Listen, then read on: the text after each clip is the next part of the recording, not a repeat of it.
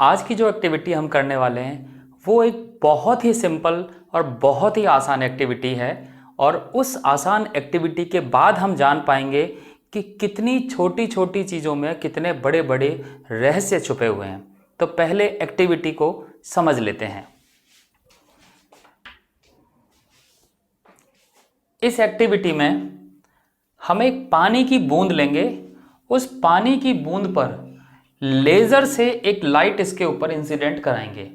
वो laser light जब पानी की बूंद में से पास होगी तो स्क्रीन पर कुछ इमेज नज़र आएगी।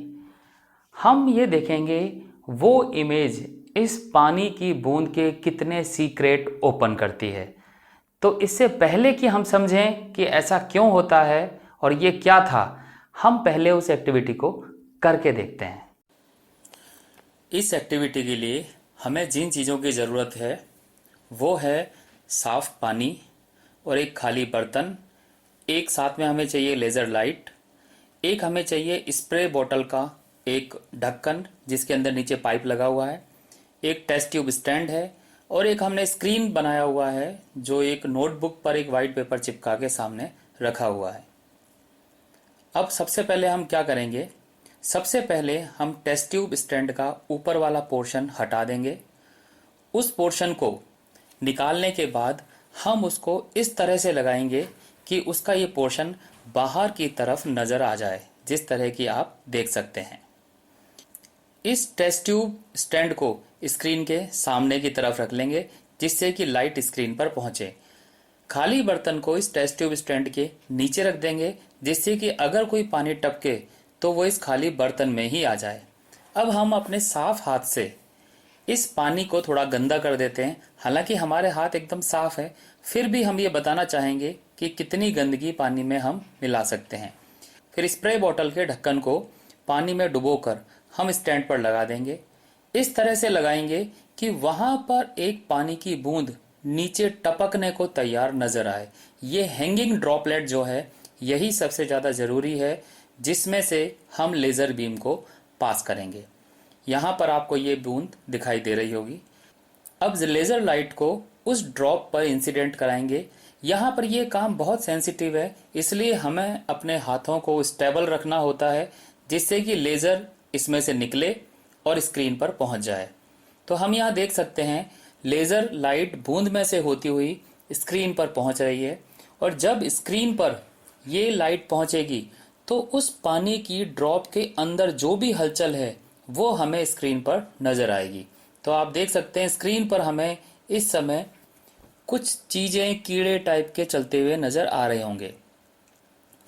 और ज़्यादा साफ़ करने के लिए हमने लाइट को थोड़ा डिम कर दिया है जिससे कि ये चीज़ें और ज़्यादा साफ़ नज़र आए। अब हम लाइट को ऑफ कर देते हैं पूरी तरह से। तो हम देखते हैं स्क्रीन पर हमें बहुत छोटे छोटे कुछ कीड़े, जर्म्स, बैक्टीरिया, वायरस, ये जो भी गंदगी है वो हमें चलती फिरती नज़र आ रही है। यहाँ हमेशा ध्यान रखना है कि जो लेज़र लाइट है वो स्टेबल रहे तो ज़्यादा अच्छा है। मैं भी उसको इतना स्टेबल नहीं कर पा रहा हूँ, पर फिर भी हमें वो मूवमेंट नज़र आ रही है। थोड़ा सा और पास चल के स्क्रीन को देखते हैं कि जिससे कि हमें ये मूवमेंट और ज़्यादा क्लियर नज़र आए। तो हम देखते हैं इसमें छोटे छोटे कुछ बहुत छोटे छोटे जर्म्स, जीव हैं जो इधर उधर चल फिर रहे हैं। क्योंकि पानी लिक्विड है तो उसमें ये मूवमेंट आसानी से होता है। तो यहाँ हम देख सकते हैं एक साफ दिखाई देने वाली पानी की बूंद जो है उसमें कितने ज़्यादा गंदगी मिली हुई है। तो हमने देखा कि पानी की उस बूंद में कितनी गंदगी है जो हमें दिखाई नहीं देती है। हमारे साफ दिखने वाले हाथों से जो पानी हमने लिया उस पानी में इतने छोटे छोटे जर्म्स और इतनी गंदगी है कि वो हमें नज़र नहीं आती है। तो हमेशा ध्यान रखिए साफ दिखने वाली चीज़ें ज़रूरी नहीं है कि साफ हो। हम पहले बात करते हैं कि ये हमें क्यों दिखाई दे रहा है।